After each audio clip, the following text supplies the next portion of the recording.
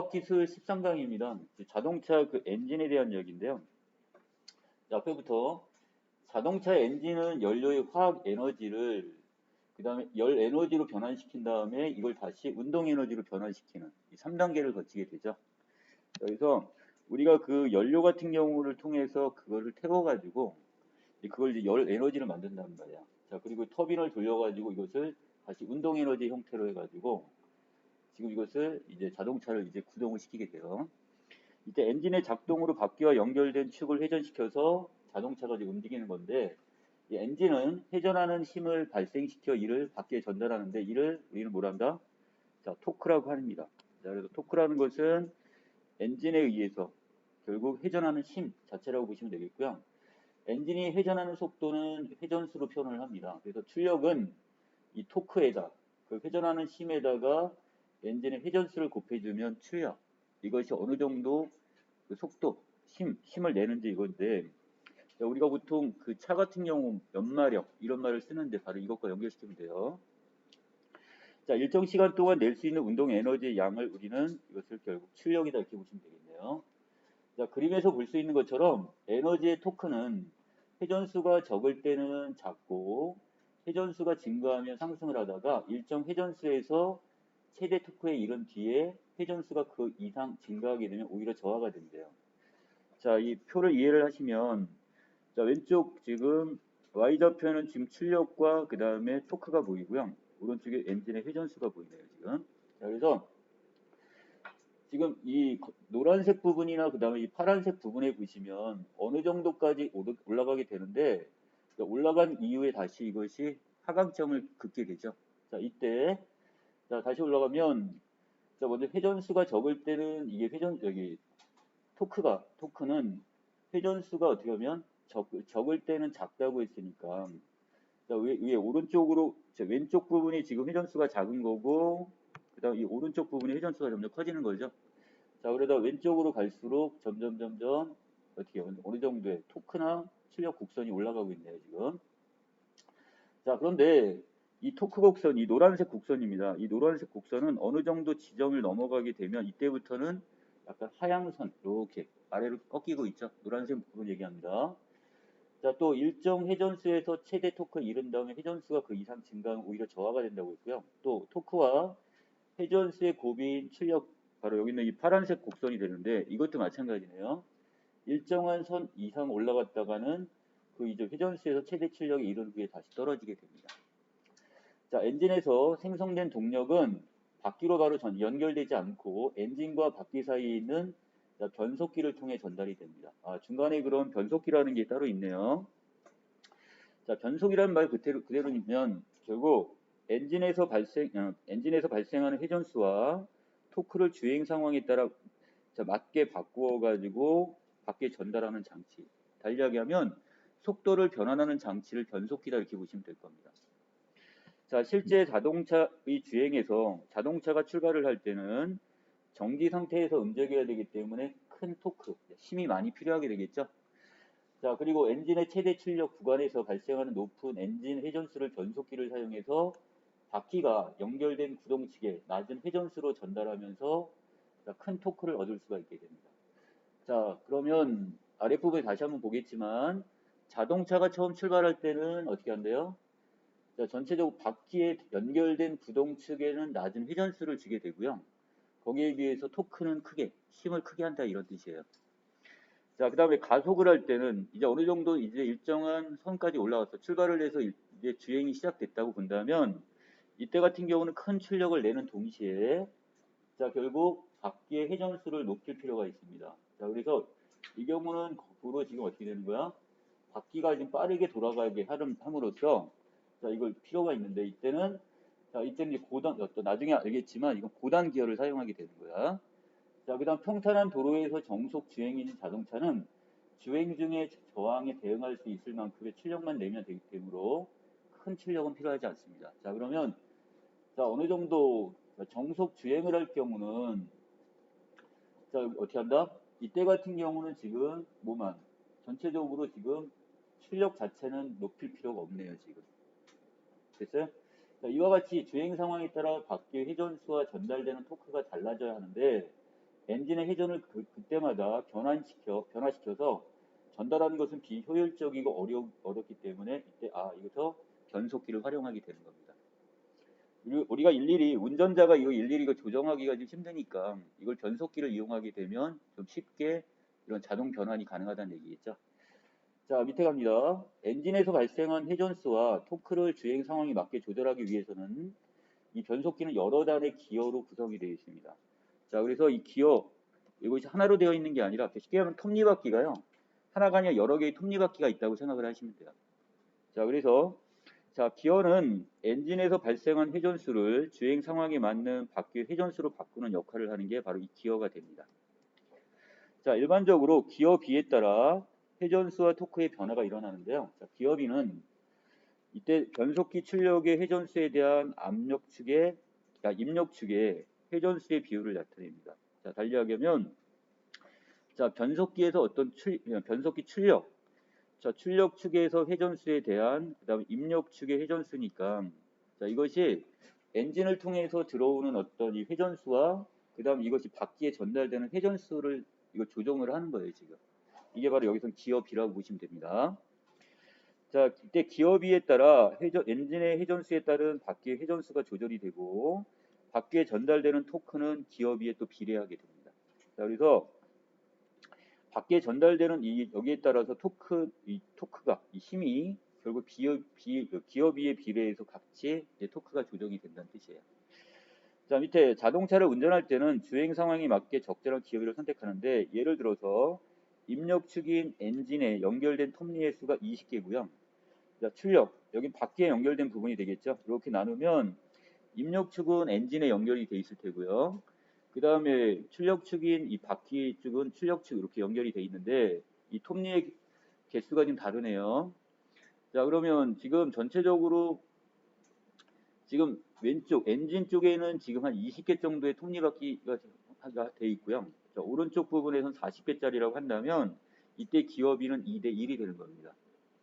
여기까지 이해되시나요? 자, 그래서 엔진이 두 바퀴를 돌 때 결국 바퀴는 한 바퀴만 돌게 되기 때문에 엔진의 회전수에 비해서 바퀴의 회전수는 떨어지게 됩니다. 자, 다시 하면 그 윗부분에 지금 2대1이라고 했는데 실제적으로 20하고 40을 나누게 되면 거꾸로 1대2처럼 보이잖아요. 자, 그런데 거꾸로 생각을 하셔야 돼요. 지금 예를 들어서 여기 있는 그 빨간색 부분에 엔진에 연결된 톱니바퀴를 한 바퀴를 돌리면 이때 초록색에 있는 바퀴에 연결된 톱니바퀴는 몇 바퀴를 돌게 되죠? 자, 빨간색 부분을 한 바퀴를 돌리면 이쪽은 몇 바퀴가 도나요? 반 바퀴밖에 못 돌죠? 0.5바퀴밖에 못 돌아요. 그쵸? 자, 그러면 다시 빨간색을 두 바퀴를 돌리게 되면 초록색은 몇 바퀴 도는 거예요? 한 바퀴 돌아요. 그러니까 이게 2대1이 되는 거예요. 이해되셨나요? 여기까지?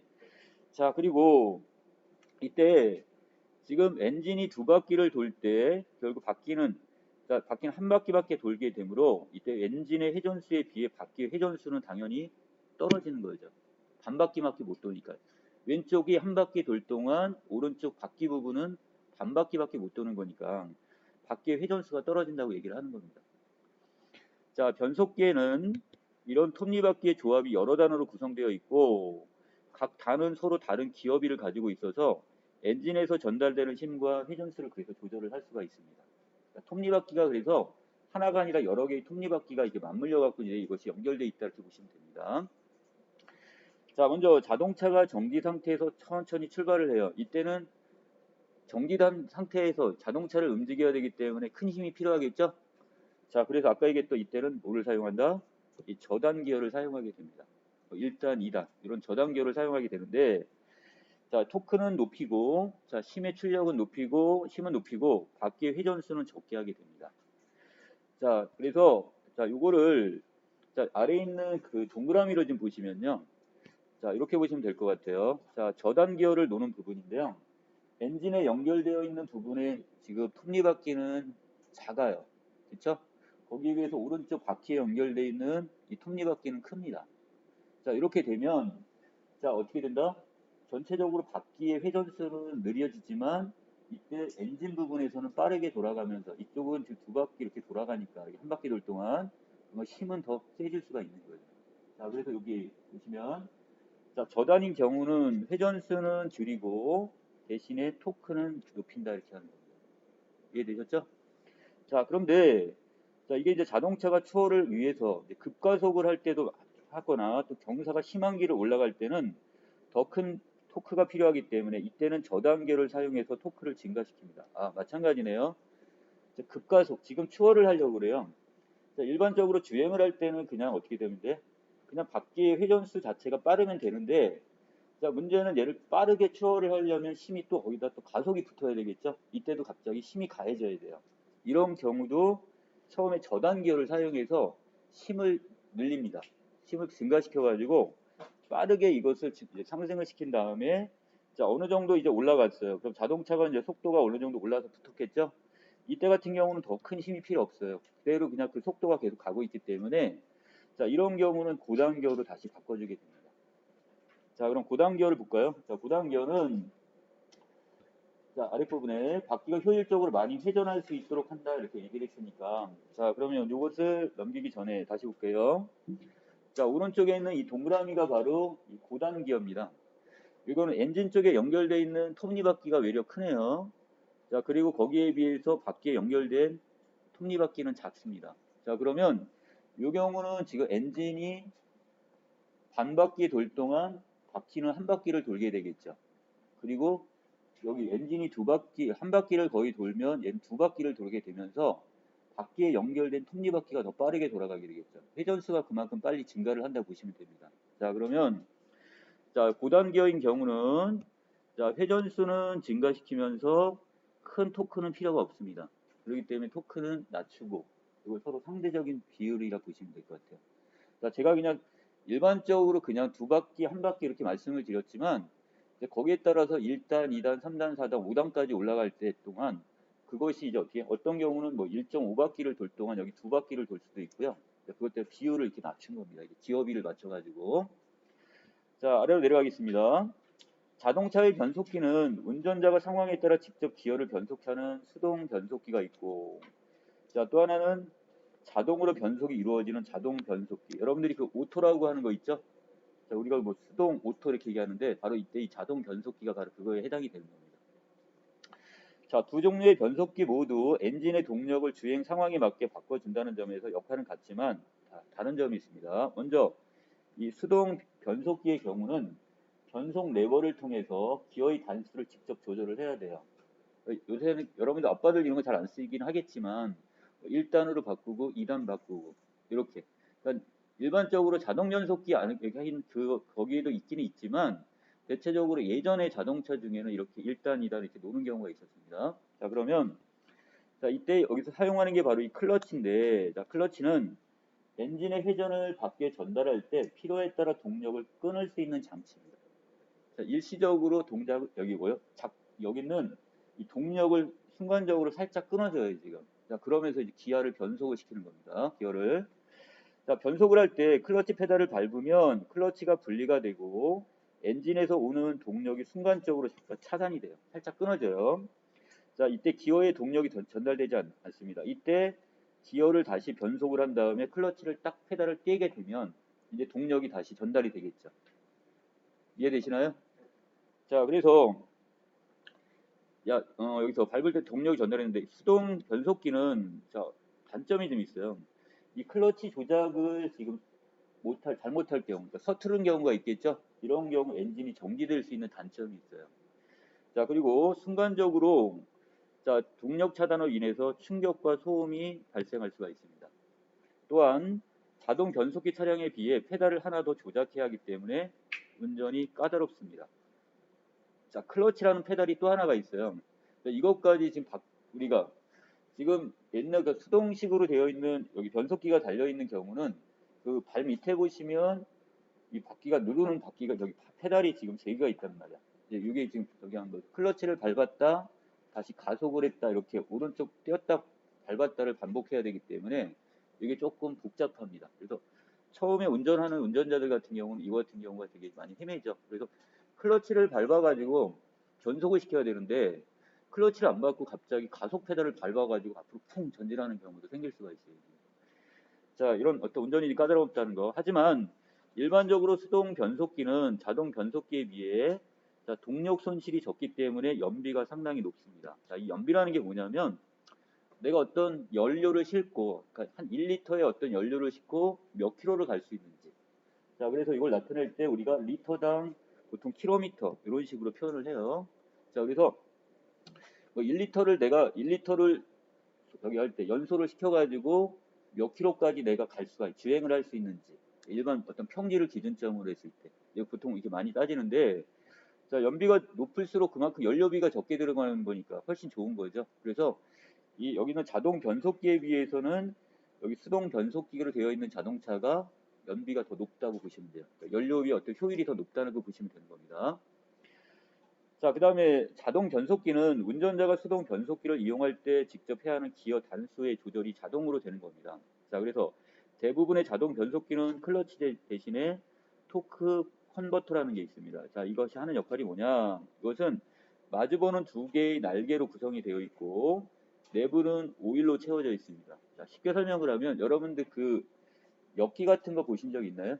엽기 이렇게 들면 양손을 들으면 양쪽에다 이렇게 그 무게를 집어넣어 갖고 이렇게 껴가지고서 이렇게 들은 이런 것처럼 생겼어요. 생긴 게 똑같은 걸 양쪽에다 똑같이 이렇게 돼 있는데 동력이 전달되는 쪽은 한쪽이에요.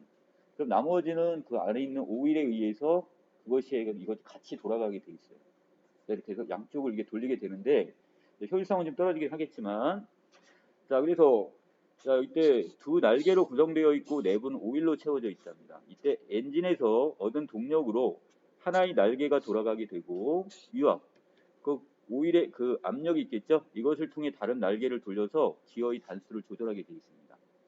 하지만 에너지의 동력이 오일의 순환을 통해 전달되기 때문에 클러치를 사용할 때보다 자, 동력 전달의 효율성이 좀 떨어집니다.